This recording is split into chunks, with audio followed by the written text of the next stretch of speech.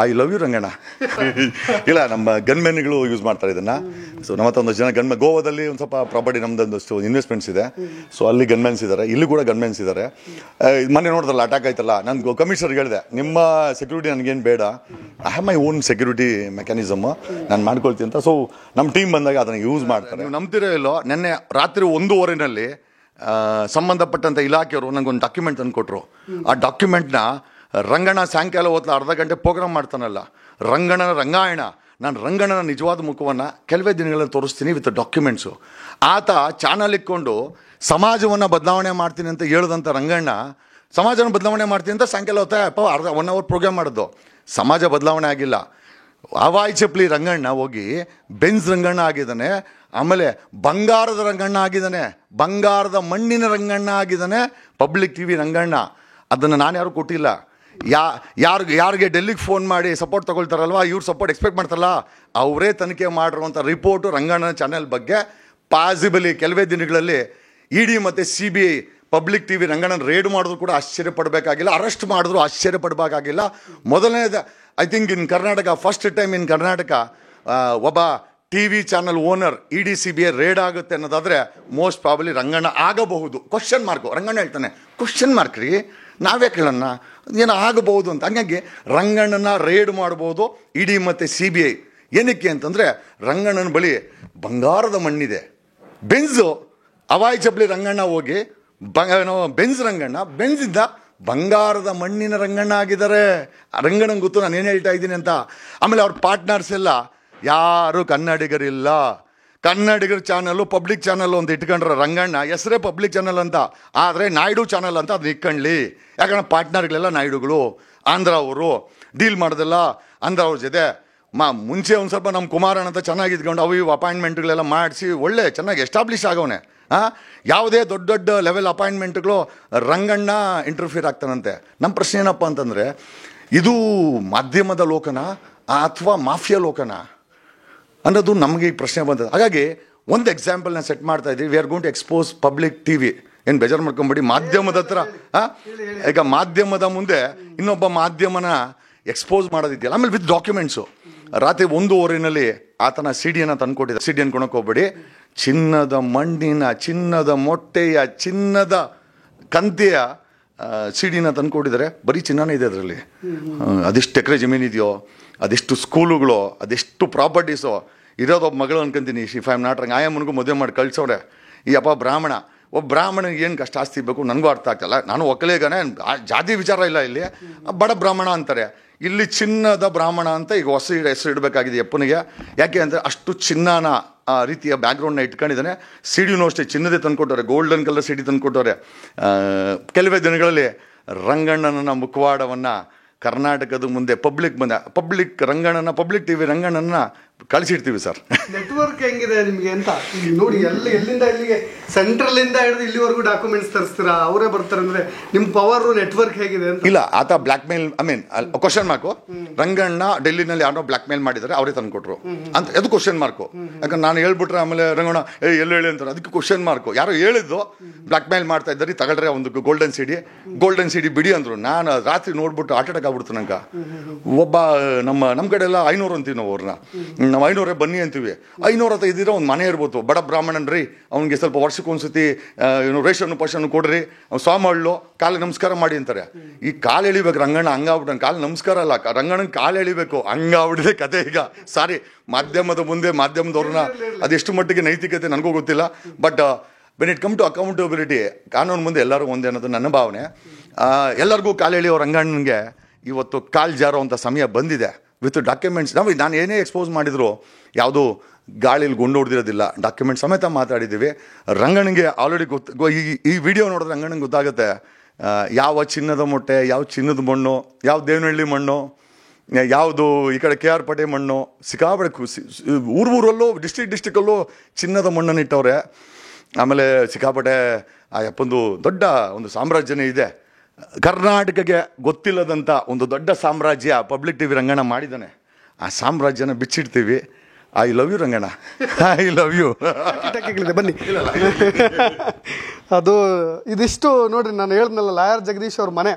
ಇದು punching bag ಮಾಡಲಿಕ್ಕೆ ಅವ್ರ ಕೈಗೆ ಹಾಕೊಳ್ತಾ ಇರತಕ್ಕಂಥ ಗ್ಲೌಸಸ್ಗಳು ಭಾರಿ ಸೆಟಪ್ ಇದೆ ಸರ್. ನಿಜಗೂ ನಿಮ್ದು ಇನ್ನೊಂದು ಲೈಫ್ ಸ್ಟೈಲ್ಸ್ ಇಲ್ಲಿ ಗೊತ್ತಾಗ್ತಿದೆ ಅಂತ ಅನ್ಕೋತೀನಿ ನಾನು. ಭಾಳ ಜನ ಗೊತ್ತಿಲ್ಲ ಅನ್ಕೋತೀನಿ ಇದೆಲ್ಲ. ಇಲ್ಲ, ಲೈಫ್ ಸ್ಟೈಲ್ ಅನ್ನೋದಕ್ಕಿಂತ ಇದು ನಾವು ಐ ಥಿಂಕ್ ಒಂದು ಒಳ್ಳೆ ರೀತಿಯಲ್ಲಿ ಒಬ್ಬ ಹೀರೋ ಅಂದಾಗ ಮನಸ್ಸು ಕೂಡ ಹೀರೋ ಆಗಿರಬೇಕು. ಬರೀ ಬಟ್ಟೆ ಹಾಕೊಂಡ್ರೆ ಹೀರೋ ಅಲ್ಲ, ಅವನ ಜೀವನ ಕೂಡ ಹೀರೋ ಆಗಿರಬೇಕು, ಮತ್ತು ಸಾಂಪ್ರದಾಯಿಕವಾಗಿರಬೇಕು. ನಾವೆಲ್ಲ ಸಾಂಪ್ರದಾಯಿಕ ಕುಟುಂಬದಿಂದ ಬಂದಂಥವ್ರು. ಬನ್ನಿ, ದೇವ್ರು ಅಲ್ಲಿ ಹುಟ್ಟಿದೀವಿ. ಇದು ಈ ಸೆಟಪ್ ಬಗ್ಗೆ ನಾನು ಹೇಳಬೇಕು. ಕ್ಯಾಮ್ರಾ ಪ್ಯಾನ್ ಮಾಡ್ತಾ ಇದು ವಾಕಿ ಟಾಕಿಗಳ ಬಗ್ಗೆ ಸರ್ ಹೇಳಿ ಸರ್. ಇಲ್ಲ, ಇದು ಇಲ್ಲ ಪೊಲೀಸ್ ತರ ಇಲ್ಲ, ನಮ್ಮ ಗನ್ಮೆನ್ಗಳು ಯೂಸ್ ಮಾಡ್ತಾರೆ ಇದನ್ನ. ಸೊ ನಮ್ಮ ಹತ್ರ ಒಂದಷ್ಟು ಜನ ಗನ್ಮೆನ್, ಗೋವಾದಲ್ಲಿ ಒಂದು ಸ್ವಲ್ಪ ಪ್ರಾಪರ್ಟಿ ನಮ್ದೊಂದಷ್ಟು ಇನ್ವೆಸ್ಟ್ಮೆಂಟ್ಸ್ ಇದೆ. ಸೊ ಅಲ್ಲಿ ಗನ್ಮೆನ್ಸ್ ಇದ್ದಾರೆ, ಇಲ್ಲಿ ಕೂಡ ಗನ್ಮೆನ್ಸ್ ಇದ್ದಾರೆ. ಮೊನ್ನೆ ನೋಡಿದ್ರಲ್ಲ ಅಟ್ಯಾಕ್ ಆಯ್ತಲ್ಲ, ನಾನು ಕಮಿಷನರ್ಗೆ ಹೇಳಿದೆ, ನಿಮ್ಮ ಸೆಕ್ಯೂರಿಟಿ ನನಗೇನು ಬೇಡ, I have my own security mechanism, ನಾನು ಮಾಡ್ಕೊಳ್ತೀನಿ ಅಂತ. ಸೊ ನಮ್ಮ ಟೀಮ್ ಬಂದಾಗ ಅದನ್ನು ಯೂಸ್ ಮಾಡ್ತಾರೆ. ಬೇರೆ ನೆಟ್ವರ್ಕ್ಗಳು ಜಾಲ್ಟ್ ಆಗೋದು ಬೇಡ, ಮೊಬೈಲ್ಗಳಲ್ಲಿ ಜಾಲ್ಟ್ ಆಗೋದು ಬೇಡ ಅಂತೇಳಿ ಪ್ರೈವೇಟ್ ನೆಟ್ವರ್ಕನ್ನು ಮಾಡ್ಕೊಂಡಿದ್ದೀವಿ. ನಮ್ಮ ವರ್ಕ್ಗೆ. ಈಗ ನಾವೀಗ ಇಷ್ಟೆಲ್ಲ ದೊಡ್ಡ ವ್ಯಕ್ತಿಗಳನ್ನು ಮುಖೋಡ ಕಳಿಸ್ಬೇಕಾದ್ರೆ ಸಿಸ್ಟಮಲ್ಲಿ ಲೂಪೋಲ್ಸ್ ಇರಬಾರ್ದು, ಬಳಸ್ತಾರೆ ಅವರು. ಹಾಗಾಗಿ ಇದನ್ನೆಲ್ಲ ಒಂದು ಸಣ್ಣ ಪುಟ್ಟ, ಇದೇನು ದೊಡ್ಡದೇನಿಲ್ಲ, ಒಂದು ಸಣ್ಣ ಪುಟ್ಟ ಇನ್ವೆಸ್ಟ್ಮೆಂಟು. ಸರ್ ಪ್ರಾಪರ್ ಎಜುಕೇಶನ್ ಏನು ಸರ್ ಆ್ಯಕ್ಚುಲಿ LLB ಮಾಡೋದಕ್ಕಿಂತ ಮುಂಚೆ ಇನ್ನೇನೆಲ್ಲ? ಇಲ್ಲ, BBM ಮಾಡ್ಕೊಂಡಿದ್ದೆ. ನಂತರ ಕರ್ನಾಟಕ ಯೂನಿವರ್ಸಿಟಿ BBM ಮಾಡಿದ್ದು ಇದು ಕುವೆಂಪು ಯೂನಿವರ್ಸಿಟಿ ಶಿವಮೊಗ್ಗದಲ್ಲಿ ಡಿಸ್ಟೆನ್ಸ್ ಎಜುಕೇಷನು. ಏನಕ್ಕೆ ಡಿಸ್ಟೆನ್ಸ್ ಎಜುಕೇಷನ್ ಅಂತಂದರೆ ಆವಾಗ ನಮ್ಮ ಮನೇಲಿ ಸ್ವಲ್ಪ ಈ ಜಮೀನುಗಳನ್ನ ಉಳಿಸ್ಕೋಸ್ಕರ ನಾನು ಸೆಕೆಂಡ್ PUC ಆದಮೇಲೆ ಕಾಲೇಜ್ ಬಿಡಬೇಕಾಯ್ತು. ಸೊ ಎಜುಕೇಷನ್ ಕಂಪ್ಲೀಟ್ ಮಾಡಬೇಕಲ್ಲ. ಈಗ ಇರೋರು ರೆಗ್ಯುಲರ್ಗೆ ಓದ್ತಾರೆ, ನಮ್ಮಂತ ಇಲ್ದವರು ಡಿಸ್ಟೆನ್ಸ್ ಎಜುಕೇಷನಲ್ಲಿ BBM ಮಾಡ್ಕೊಂಡಿದ್ದು ಕುವೆಂಪು ಯೂನಿವರ್ಸಿಟಿಯಿಂದ. ತದನಂತರ ಈ ಅಶೋಕನ ಮೇಲೆ ಕೇಸ್ ಹಾಕಿದೆ 2010ರಲ್ಲಿ. 51 ಜನ IPS ಆಫೀಸರ್ಗಳನ್ನ ಬ್ಲ್ಯಾಕ್ ಲಿಸ್ಟ್ ಮಾಡಿಸಿದೆ. ಆವಾಗ ವಿವೇಕಾನಂದ ಲಾ ಕಾಲೇಜಲ್ಲಿ ನಮ್ಮ ಕೆಂಪೇಗೌಡರು ಅಂತ ಪ್ರಿನ್ಸಿಪಲ್ ಅವ್ರು ಕರೆದು ಇನ್ಸ್ಟಾಲ್ಮೆಂಟಲ್ಲಿ ಫೀಸ್ ಕಟ್ಸ್ಕೊಂಡು ನಂಗೊಂದು ಲಾ ಸೀಟ್ ಕೊಟ್ಟರಲ್ಲಿ. ಸೊ ಅಲ್ಲಿ 3 ವರ್ಷ ಕೋರ್ಸ್ ಅದು, 6 ವರ್ಷ ಮಾಡಿದೆ. ನಾವು ಜಸ್ಟ್ ಪಾಸ್ ಸ್ಟೂಡೆಂಟು, ನಾವೇನು ಮೆರಿಟೂಲೆ ಅಂಥದ್ದು ಇಲ್ಲ. ಮಾಸ್ಕೊಂಡು ನೋಡ್ಬಿಟ್ರೆ ನಕ್ಬಿಡ್ತಾರೆ, 45% ನಕ್ಬಿಡ್ತಾರೆ. ಯಾವುದೋ ಒಬ್ರು ಜಡ್ಜ್, ನಮ್ಮ ಕರ್ನಾಟಕ ಜಡ್ಜ್ದು ಒಬ್ಬರು ಇಂಟರ್ವ್ಯೂ ನೋಡ್ತಾ ಇದ್ದೆ ಸರ್. ಅವರು ಅಷ್ಟೇ, ನಾನು ಥರ್ಡ್ ಕ್ಲಾಸ್ ಮಾಡಿ ಅದಾದ ನಂತರ ಕೋರ್ಟಲ್ಲಿ ಗೀಸ್ಕೊಂಡು ಈಗ ಕರ್ನಾಟಕದ ಜಡ್ಜ್ ಆಗಿದ್ದೀನಿ ಅಂತ. ಇಲ್ಲ ನೋಡಿ, ಪ್ರತಿಯೊಂದು ಜೀವನದಲ್ಲಿ ಬಿದ್ದಂಥ ಏಟು ಅದು ತುಂಬ ದೊಡ್ಡ ಮಟ್ಟಕ್ಕೆ ಕಡಿಮೆ ಹೋಗುತ್ತಂತೆ. ನನಗೆ ಜೀವನದಲ್ಲಿ ಬರೀ ಏಟು ಬಿದ್ದಿಲ್ಲ. ಅದೊಂದು ಹಿಂದಿಯಲ್ಲಿ ಗಾದೆ ಇದೆ, ಖಾಲಿ ಪೇಟ್ ಖಾಲಿ ಜೇಬ ಜೋ ಸಿಕಾತಿಯನ್ನ ದುನಿಯಾ ಕಾ ಕೋಯಿ ಬಿ ಯೂನಿವರ್ಸಿಟಿ ನೈಸಿಕ. ಅಂದರೆ ಖಾಲಿ ಹೊಟ್ಟೆ ಮತ್ತು ಖಾಲಿ ಜೇಬು ಯಾವ ಪಾಠವನ್ನು ಹೇಳ್ಕೊಡ್ತೇವೆ, ಪ್ರಪಂಚದ ಯಾವುದೇ ವಿಶ್ವವಿದ್ಯಾಲಯ ಹೇಳ್ಕೊಡಲ್ಲಂತೆ. ಸೊ ಅದು ಅನುಭವ ಆದಾಗ ಮನುಷ್ಯ ಈ ಥರ ಆಗ್ಬಿಡ್ತಾನೆ. ಸೊ ಜನ ಹೇಳ್ತಂದ್ರೆ, ಜಗದೀಶ್ ಅವ್ರಿಗೆ ಏನಕ್ಕೆ ಈ ಥರ ಮಾತಾಡ್ತಾರೆ, ವೈ ಟಾಕ್ಸ್ ಲೈಕ್ ದಟ್, ಯಾಕೆ ಇಷ್ಟೊಂದು ಎಕ್ಸ್ಟ್ರೀಮಿಸ್ಟು, ಸಿಸ್ಟಮ್ ಬಗ್ಗೆ ಯಾಕೆ ಇಷ್ಟೊಂದು ಕೋಪ, ಆಮೇಲೆ ವ್ಯಕ್ತಿಗಳ ಬಗ್ಗೆ ಯಾಕೆ ಇಷ್ಟೊಂದು ಕೋಪ, ಭ್ರಷ್ಟರ ಬಗ್ಗೆ, ಆಮೇಲೆ ಪೊಲೀಸರ ಬಗ್ಗೆ ಯಾಕೆ ಇಷ್ಟೊಂದು ಕೋಪ, ಇದೆಲ್ಲ ಪ್ರಶ್ನೆ ಬರ್ತದೆ. ನನಗಾಗಿರೋ ಅನುಭವ ಆದರೆ ಮೋಸ್ಟ್ಲಿ ಅವರು ಸಾಯಿಸ್ಬಿಡ್ತಾರೆ ಅವ್ರನ್ನ. ಬಟ್ ನಾನು ಸಾಯಿಸೋಕೆ ಹೋಗ್ತಾರೆ, ಯಾಕಂದರೆ ಐ ಬಿಲೀವ್ ಇನ್ ಮೈ ಸಂವಿಧಾನ. ನನ್ನ ದೇಶದ ಸಂವಿಧಾನ ನಂಬಿದ್ದೀನಿ, ನನ್ನ ವ್ಯವಸ್ಥೆ ನಂಬಿದ್ದೀನಿ, ನನ್ನ ಜನ ನಂಬಿದ್ದೀನಿ, ನನ್ನ 140 ಕೋಟಿ ಭಾರತೀಯರು ನಂಬಿದ್ದೀನಿ, ನನ್ನ 6 ಕೋಟಿ ಕನ್ನಡಿಗರು ನಂಬಿದ್ದೀನಿ. ನಾವು ಮಚ್ಚು ಕೊಳ್ಳಿನಲ್ಲಿ ನನಗೆ ಬಿಲೀವ್ ಇಲ್ಲ, ಗನ್ನಲ್ಲಿ ಬಿಲೀವ್ ಇಲ್ಲ. ಇವನ್ ಗನ್ಮೆನ್ ಇದ್ರೂ ಕೂಡ it's only for a safety, ಬಿಟ್ಟರೆ ಅದು ಬೇಕಾಗಿಲ್ಲ ನಮಗೆ. ಯಾಕಂದ್ರೆ ಹೋಗೋ ಜೀವನ ಯಾವನ್ನ ಇಟ್ಕೊಳಕ್ಕಾಗುತ್ತೆ ಅಂತ ಅದು ಕೂಡ ಇದೆ.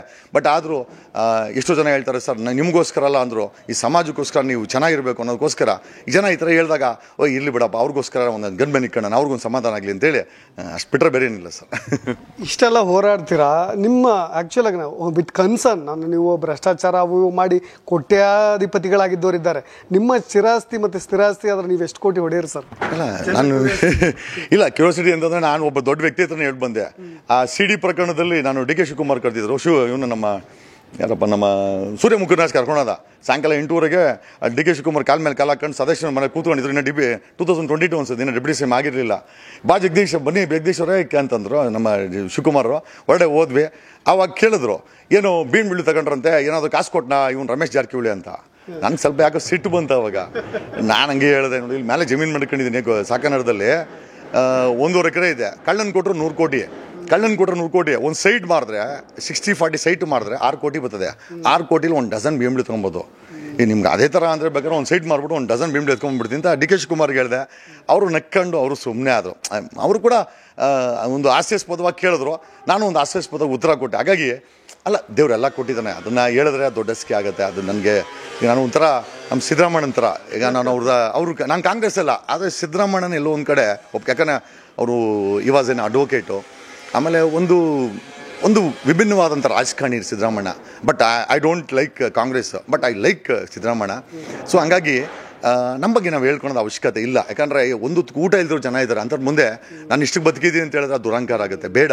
ಬಟ್ ಆದರೆ ಕೆಲವ್ರ ಹತ್ರ ದುರಂಕಾರ ತೋರಿಸ್ಬೇಕಾಗುತ್ತೆ. ಕೆಲವ್ರು ಯಾಕೆ ತೊಡೆ ತರ್ತಾರೆ, ರಮೇಶ್ ಜಾರಕಿಹೊಳಿ ತೊಡೆ ತರ್ದ ಒಂದು ಸಮಯದಲ್ಲಿ, ಹಂಗಾಗಿನೇ ಅವನನ್ನು ಮನೆಗೆ ಕಳಿಸ್ಬೇಕಾದಂಥ ಪರಿಸ್ಥಿತಿ ಬಂತು. ಎಲ್ಲರೂ ಹೇಳಿದ್ರು ಏನೋ ಜಗದೀಶ್ ಬೇರೆ ಜನಾಂಗವನ್ನು ಟಾರ್ಗೆಟ್ ಮಾಡ್ತಿರೋ, ಒಕ್ಕಲಿಗರನ್ನು ಫಸ್ಟ್ ಟಾರ್ಗೆಟ್ ಮಾಡಿದ್ವಿ ಅಶೋಕನ, ಒಕ್ಕಲಿಗ ಅವನು. ನನ್ನ ಮೇಲೆ 14 ಕೇಸ್ ಆಗ್ದ DCP ರವಿಕಾಂತೇಗೌಡ ಒಕ್ಕಲಿಗ, ಅವನನ್ನು ಟಾರ್ಗೆಟ್ ಮಾಡಿ ಬಂಗೆ ಬರೆಸಿದೆ. ಇದೇ ರವಿಕಾಂತೇಗೌಡ ಜಾಯಿಂಟ್ ಕಮಿಷನರ್ ಆಗಬೇಕಾದ್ರೆ ಟೋಯಿಂಗ್ ನಿಲ್ಲಿಸಿದೆ, ಒಕ್ಕಲಿಗ ಅವನು. ಓಕೆ, ಕುಮಾರಸ್ವಾಮಿನ ಕಣ್ಣೀರು ಕುಮಾರಸ್ವಾಮಿ ಅಂತಾನೆ ಒಕ್ಕಲಿಗ. ಅಶೋಕನ ಹೋಗಬಾರ ಅಂತೀನಿ ನಾನು. ಅವ್ನು ಏನೇ ಇರ್ಬೋದು, ನಮ್ಮವನೇ, ನಮಗೂ ಅಂತ ದೂರದ ಸಂಬಂಧಿ ಆಗಬೇಕು, ಹೋಗಬಾರ ಅಂತೀನಿ ನಾನು. ಅದು ನನಗೆ ಅವನಿಗೆ ಬಿಟ್ಟಿದ್ದು.